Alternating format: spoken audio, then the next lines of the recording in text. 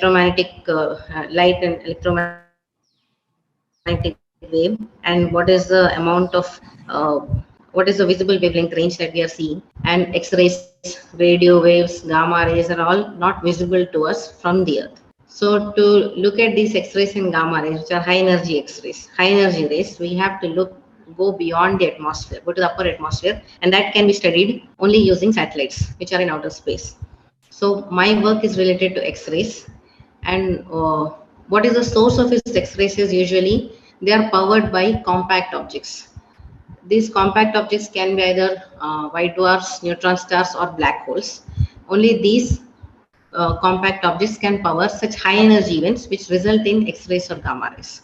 So my primary field of interest being black holes, my work is basically in X-rays, X-ray instrumentation, and so on. So there are two parts to my PhD work. First is X-ray instrumentation. So before you study a source, you need to get the data from the source, and that data you need to send satellites up in space. And for that, you have to study on which is the what is the correct instruments to be used, what is the optimization to be done, and the calibration of these instruments, and what is the sensitivity, efficiency of all these instruments and materials that are used, that have to be studied in detail. Once that is done, you receive data from that instrument. That data is raw data. You're only getting photons observed in a particular time in a particular range. So that data has to be analyzed and then interpreted to understand the physical properties of these sources. So those are the two parts of my work. So first, when I joined this project, Astrosat had launched just 1 year back in 2015. Astrosat is India's first multi-wavelength space observatory, and I have been working on that from the last 5 years. So it consists of 5 different instruments. I don't know how many of you have heard, maybe you have heard. Okay, if you have doubts in the middle, can somebody please message me separately, or I request Sarla ma'am to please message me on WhatsApp because I can't hear you. So, okay. So, Astrosat instrument was launched in September 2015, and my guide is the PI of one of the instruments. One of the instruments called Scanning Sky Monitor, which is SSM onboard Astrosat. So what it does is it scans the sky for different X-ray events. So if a source suddenly goes very bright, that is called a transient event. So it scans the sky for transients. When a source goes into a transient state, it means something interesting is happening in it. There is a sudden release of energy, and our aim is to study the physical processes behind such enormous release of energy. So first way to do that is, first you need a monitor which will detect such a rise, and then we use all other instruments like SXT, which is a soft X-ray telescope. It works in 0.5 to 10 keV. Ultraviolet imaging telescope, which looks at the source in UV rays. LAX-PC, large area X-ray proportional counter, and cadmium zinc telluride imager. These are all X-ray instruments which go to near UV and also up to a certain extent of gamma rays. So all these instruments joined together are used to study any particular source, which are mostly compact objects. So this is the entire assembled Astrosat instrument just before launch, and SSM is this part that is kept here. It has 3 co-align detectors, and why I joined specifically with SSM is because my guide is the principal investigator of this instrument. So when I joined under her, I was expected, or I was given the job to work on the calibration aspects, because once the instrument goes, you don't know like what are the factors which influence the data. Like there may be some internal instrumental noise, or there is background in the sky. So when you're getting raw data from the instrument, you have to make sure that it is directly from the source. So that is part of the calibration team. So I was a part of a calibration team where I had to generate backgrounds, which are both instrumental backgrounds and the cosmic backgrounds. So what do we get from the sources? X-rays which are emitted by these dying stars, which are white dwarfs, neutron star, and black hole systems. And the only thing that we get is this image, which is a bright point point. That is only thing that we get, and that is the light from this source is taken in these detectors, and from the detector what we get is with respect to time how many photons are detected. So that is the only information we get. This information, which is the number of counts versus time, is called the light curve. And one more information that we get is what is the energy of the photon that is instant on the detector. So the variation of number of photons with respect to energy gives an energy spectrum. So those are the two things. The only two things that we get from the source, which we observe directly, is we get a light curve and an energy spectrum. So from these two things, what is it that we can understand? So what do we understand from this? Only with this information, with a point source and with a light curve, we have obtained this picture of a black hole binary system. Not just black holes, for all the system, because my primary area of study is black holes.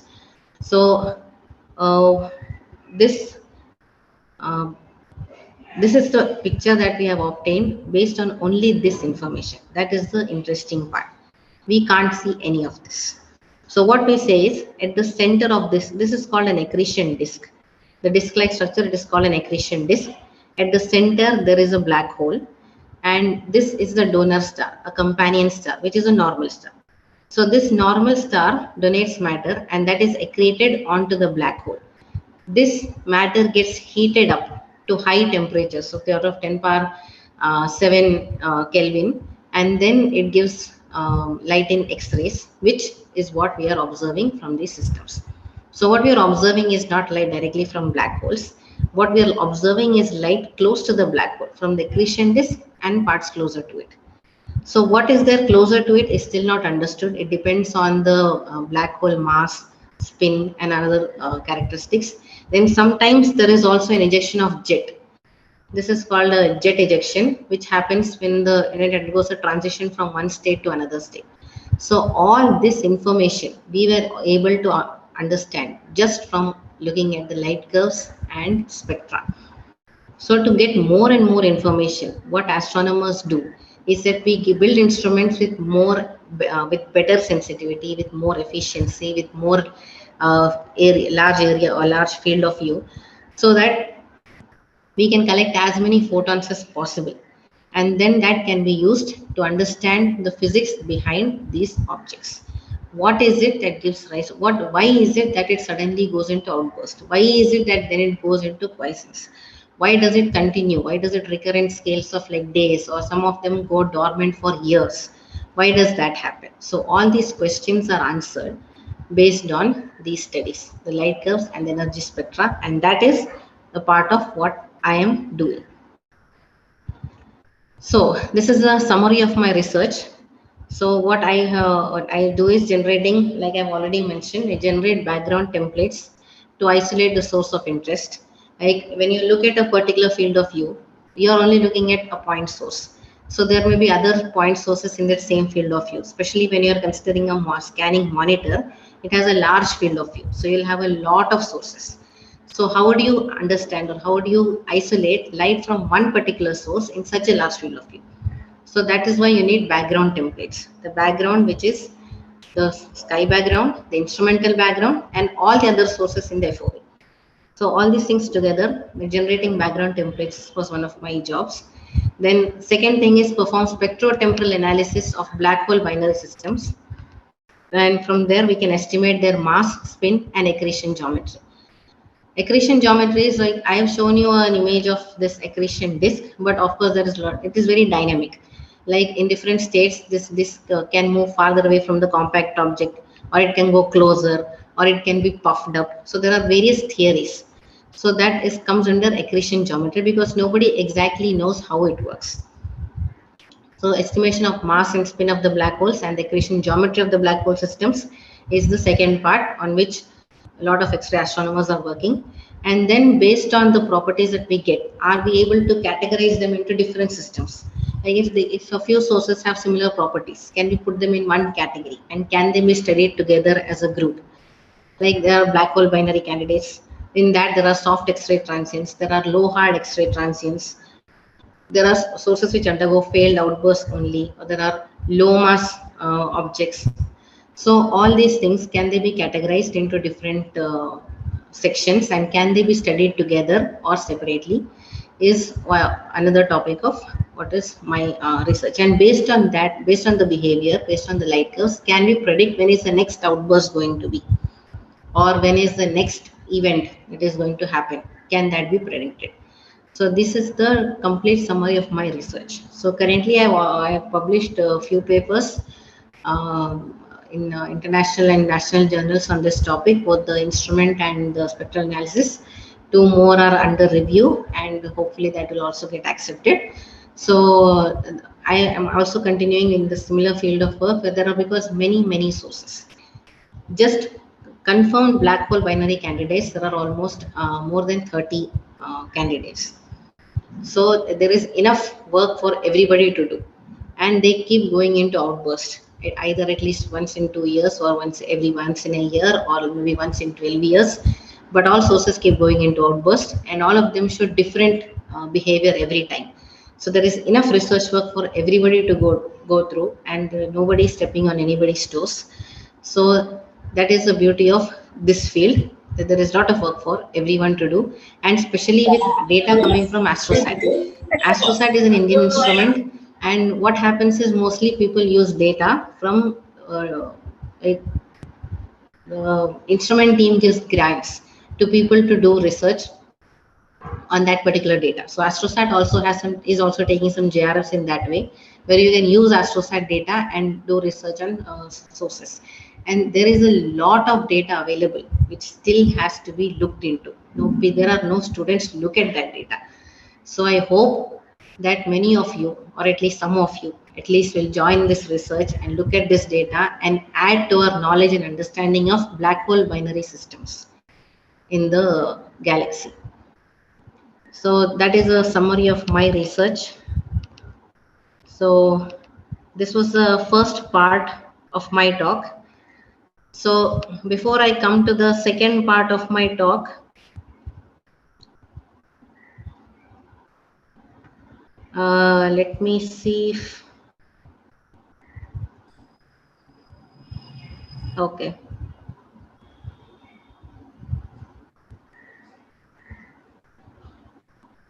Okay, now I don't know if you have listened, or you have heard, or am I audible, or You are audible. You are audible. We could hear. If you can have somebody something, please message and tell me if you have heard this part of the talk? yes, yes. One response from the If you have students. heard this part of the talk, Shreya, can you please? Okay, okay, thank you. Thank you for the confirmation. Okay, now going to the next part of the my talk, which will be um, on your future prospects, because I have been where you are today. Actually, one of the reasons I was very happy with this opportunity is when I was in final year for our farewell function, an alumni was invited as a successful businesswoman, and she gave a speech to all of us on that day. And I remember thinking that it would be great to have that chance to come back to your parent college and give a talk to the next batch of students. And I am really very happy that this opportunity has come to me. It is one of my dreams come true. So I can tick it off my bucket list. Then second thing is uh, saying that you are a graduate from St.Anne's opens certain doors for you. Like I said, I went to start working in junior and degree colleges. So when they see the name St.Anne's on your resume, there is an assurance of quality. There is an assurance that you're already good at English. There is an assurance that you're good at the subject. So that gives you an additional edge over all the other people who are applying. So let me tell you that these two things are very good. When once you pass out from this college, you'll realize that there is a lot of mileage, or there is a lot of power to having the tag St. Anne's attached to you. So you can proudly tell everyone that I have graduated from St. Anne's. So that is a wonderful thing, and for that I'm thankful to all the faculty members, to all my lecturers. And St. Anne's is also one place where I fell in love with physics, because I loved the library. The library was the place where I went to every time I was down. And I was so annoyed that I didn't have time to read all the books. So I want to thank again everybody, and I'm very happy for all my, there were some projects and I made some lifelong friendships also. I'm still friends with some people I was there in the class with. We used to share a bench, so all of us are still friends. So there are some wonderful things that the college has given me, both personally and professionally. So when you stand at your graduation level, you have finished your final year, and or you're about to write exams, you must be thinking what is the next big option for you.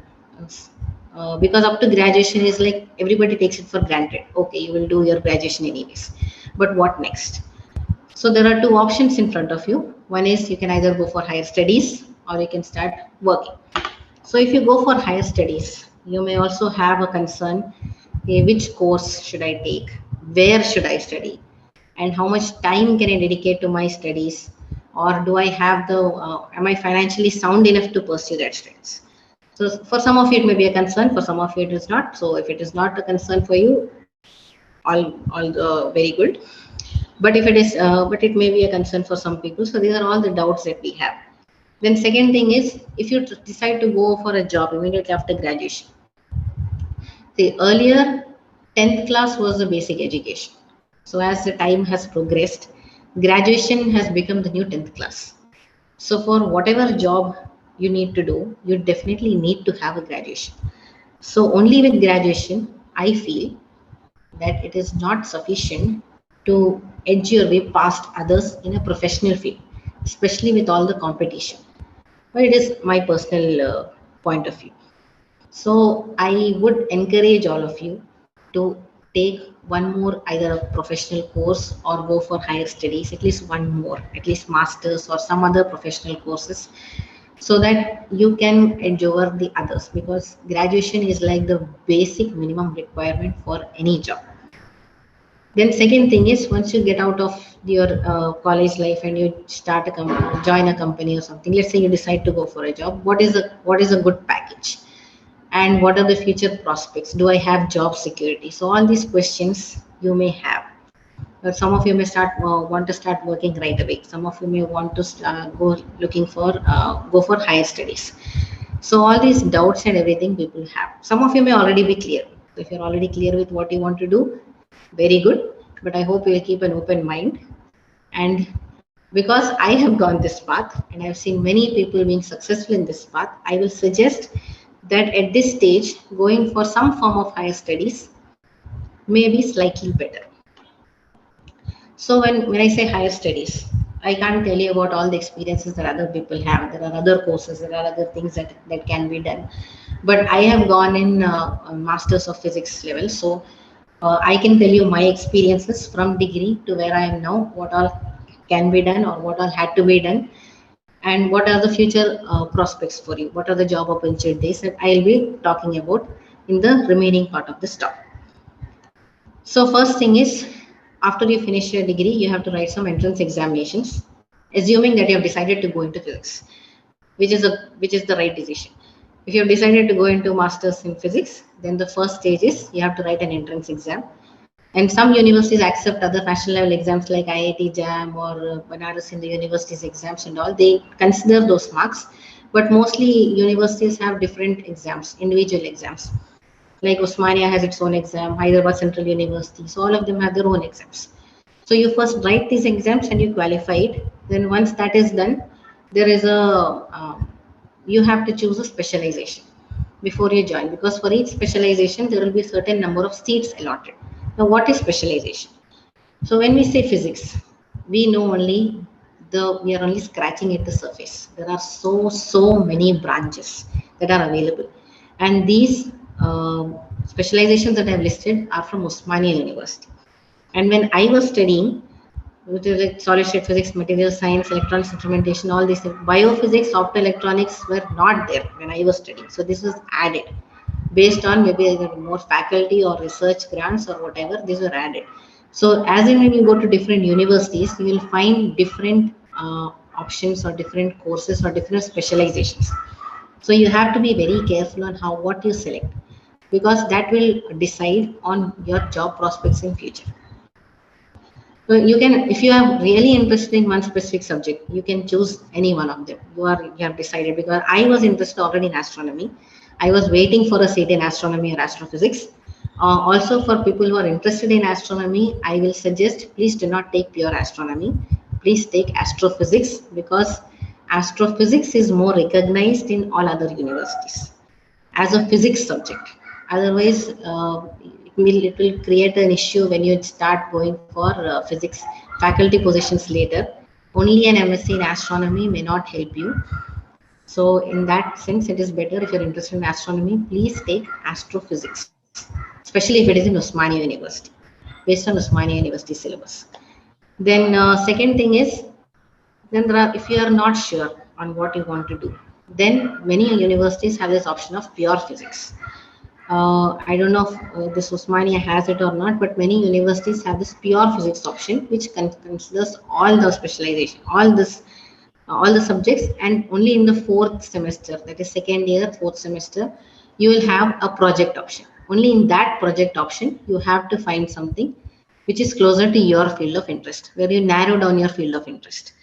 So till that time, you don't really have to worry. I have seen many of my colleagues that have all done specializations in pure physics in different states, from Kolkata and Maharashtra and all. I think some universities they offer pure physics. Even in Andhra, university also offers pure physics. So if you are not sure on what specialization to choose, please take pure physics, because you'll have more options in that way.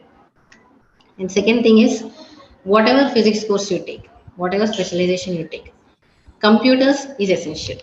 You will have a separate paper on computer programming anyways. You are on C, C++, Python. When I was saying that was 4, because all scientific analysis requires programming languages. Data analysis requires script writing. So you will learn these anyways. So there will be a separate paper on your database and programming languages. There will be a separate paper no matter what course you choose. That will always be there. So don't think that okay, especially in today's times, without computer, without programming languages, without script writing skills, you can't advance anywhere. So that will definitely be there in whatever course you choose. And there are many other specializations depending on the university, depending on the state, depending on the faculty members. So I will request you to please check all of them individually, thoroughly, before applying or before choosing any specialization yourself. Then second thing is, what is the use of doing this masters in physics? First thing, because physics is such a diverse field, it is not restricted to one, it encompasses everything. There is mathematics, there is computer, like Sarlama has already spoken. It is like physics is the queen, and maths and rest of the subjects are assisting it. So you need these subjects. Okay, mathematicians may not agree. They say mathematics is the queen of science, but for me, I think physics is very important. So you will need maths. It is a necessary tool. You will need computer science, also a necessary tool. Because you are already equipped with these tools, while you do physics, there are more opportunities, because there are many options. So first option is, if you just want to do a job after your masters, what can you do is, there is a scientific assistant post that is available in premier institutes like Indian Institute of Astrophysics, Indian Institute of Science, Tata Institute of Fundamental Research. All these people call for uh, scientific assistants who are postgraduates with at least 55% marks. And I think some of them it is not mandatory, but some of them prefer if you have a gate qualifying score or just score or something. So that is the first option. Then with gate exam, anyways, you are eligible to apply in DRDO, ISRO, BHL, PRL. Then I don't have to tell you how lucrative and how wonderful these job opportunities are. Then now there is also a lot of markets for startups. There are small companies in startups, like there is Bellatrix, there is Dhruva. There are small startups based in different places in India. They are raising funds themselves, and they're recruiting people who have done physics or astronomy. Because I know only astronomy, so I know these two startups which are famous, and they've already won projects. They're working in tandem with ISRO, and they are producing satellites. So in those startups also you have an opportunity to work. Then this is more of a specialized thing. So if you choose that specializations in geophysics and meteorology, also you'll get a job. One of my friends, after MSc, she went and attended this interview for geophysics in, I think, North India somewhere. It was a government job, and she got it based on only her knowledge in basic physics. So she hadn't done a specialization in geophysics. Her specialization was in solid state physics, I think, and she got it because her knowledge in physics was so sound. So she was accepted into. Then this is of course an option which everybody knows. Once you finish your masters, you can either have a net or set qualification, and you can teach at college level. Uh, but okay, maybe at +2 school or +2 level. Degree level, most of the colleges now prefer research to be a basic part or main part of your profile. So it may help if you have a PhD and then you join to a college, then it will be definitely helpful. But this is also an option that is available to you. Then second thing is, if you're tired of all this, you're done with physics, you don't want to do it, so, but you can still apply for software developer or analyst jobs because you have the tools available. You have studied Python, you have studied C, you have studied all the other, like you have worked on Linux operating systems. So, based on that, you can apply for jobs in even software as a software developer.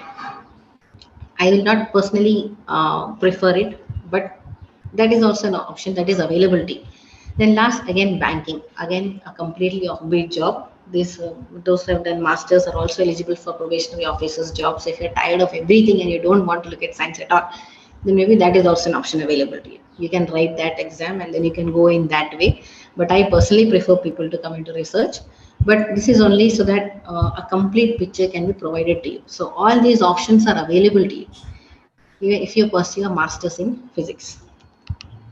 Then second thing is, let's say you have done masters in physics and you fell in love with the subject. Now you want to do your doctorate, you want to do your PhD.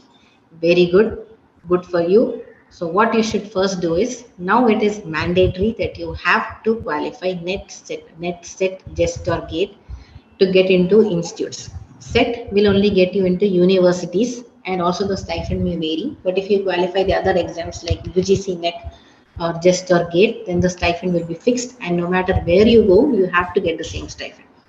So there will be a written test, which is one of these exams, and then there will be a personal interview, and based on that, you will be selected. So PhD can range anywhere from 3 years to 7 years. It will depend on your field. Sorry. It will depend on your field. Like if your field is theoretical physics, it may take a longer time because for papers to get published, it will take some time. If your field is instrumentation, also it will take a long time because working on an instrument, doing all the tests and everything takes a very long time. Let's say data analysis is moderate, or let's say your topic is you are doing theoretical work, but you immediately you have stumbled upon an idea and you have written papers and you can finish it off in as soon as 3 years. So it will vary depending on your guide, depending on the place that you choose. If you generally go in institutes, I don't think you'll have to look at anything less than 5 years. It will definitely take 5 years. But if you join universities and then through that you go to some institute, it may finish faster. Then stipend right now for 5 years, those who are worried about money and think, okay, if you finish MSc and you're still unemployed and you're not making anything, your parents will not let you live at home. So for those people, you will get a stipend, which is right now at 35,000 plus HRA. HRA depends on the place where you're staying. Okay, so there is another meeting, so I'll just hurry up. Okay, so these are all these things are available to you. So it is not like you won't have any facilities or you won't have any money or anything. So if you that is a concern, you should not be worried about it. Then you will also study all your coursework, Python programming languages and operating systems. And the same job opportunities available to you earlier will still be available with higher paycheck, and now you will have a tenured position. You will have 100% job security. So this is my last slide. So why physics? Physics is because it is fun and provides a lot of opportunities in different fields. So it is very diverse. So that is the most important thing, or maybe the fun thing or good thing about physics, is that it's very diverse. And right now the sad thing is only 14% are there in research. So, but for your generation, for this is a very good opportunity, because now they're encouraging more and more women to come into research. So if there are women candidates, they are given preference. So if you qualify the exam and you go for interview, you will be given the first preference. So you can try. And then third thing is, if you go in any other field, there is a retirement age and you will burn out by 40 or 45. But in research, you can work till you drop dead. This picture, accompanying picture, is Dr. Sita, who is my who is my inspiration. She retired some 4 years back, and then she took a 6 months break, and she's back at Indian Institute of Astrophysics writing research papers and working on another instrument. So there is no retirement age in research as such. So those, when you consider the long-term gains, I think physics, higher education physics is a wonderful thing, especially in astronomy. Please, I encourage all of you to please follow and come For into the this field. last We need slide, more and more women. let's see, they want to see So good luck sentence to all where of you you are. and have a great life. And I hope all of you have awesome careers no matter what you choose. Please take time to choose. It will set your tone for your entire future. And all those who have paid attention, thank you so much for paying attention. If you have any more questions or queries, please feel free to contact me on my email ID. You can also take it from your lecturers. So thank you all. And this is my life in pictures. So thank you all for your attention, and thank you again for this opportunity, and sorry I have exceeded my time. No um, problem, no problem. Only thing is because of that we lost some time. So all the students who have any okay, I'm doubts, sorry, I will I have just, exceeded my time, so thank you yeah, all. no problem. You can just And mail to us. You will be in touch. I We hope I have helped a few of you at least in we deciding will what to pass do it on to next. you. Okay. Thank you so much, Blessing. Over to the organizers. Thank you very much. Sorry, we are rushing out because there is another meeting scheduled now. Over to the organizers, please. Thank you. Thank you for such an inspiring speech, ma'am. Now it is like to open the question. Now I would like to open the question answer section. Please ask Miss Blessy any doubts. The doubts and all will be posted in our WhatsApp groups. I will pass it on to Blessy ma'am. Okay, because we are running short. Very sorry, Blessy. Very sorry because Okay, ma'am. um, okay. Now I would like to ask Miss Nitya Vedala to propose vote of thanks. The best and beautiful things in the world cannot be seen or even touched. They must be felt by heart. Thank you is one such prayer among them. I consider it a great privilege to propose vote of thanks to all the dignitaries who have witnessed it as a memorable and successful event. Today, my words are not enough to express the gratitude. On behalf of our Sentence College for Women, I would like to express my sincere gratitude to our Speaker of the Day, Madam Blessy Elizabeth Baby, who graced us with her thought-provoking address and set a perfect platform for our college. Thank you, Madam, for inspiring us and showing us a great path ahead. We are proud to have alumni like you. We will ever remain grateful to you, and we thank you for being with us today. I would like to thank our beloved Dr. Sarla Ma'am, HOD of Physics and Electronics Department, for conceiving such an informative webinar and helping us even in this pandemic. Heartfelt thanks goes out to all our lecturers who are our second parents, who always stand by us, guide us, lead us, and motivate us. We all feel proud and thank you for making us feel happy with your presence on this occasion. It has been our tribute to host all the members and audience of the meeting. I am thankful to all the participants for coming here and attending the webinar. Do ensure to fill the feedback form given in the chat box. Last but not least, as no program can be successful with a single person, I extend my big thanks to our hosts, Shruti and Shreya, for their support and the willingness they have expressed to take on completion of tasks. Thank you, girls, for making this event success with your contribution. Once again, I would like to say that we are all grateful to you to have you on this forum. We thank you for being with us this morning. It was a great pleasure. Signing off, this is Nitya Vedula, proud to be a Anite. Thank you, ma'am. Thank you all. I am now ending the meeting because somebody else is there. Thank you all. Bye bye. The feedback form is shared. We'll share it with the WhatsApp.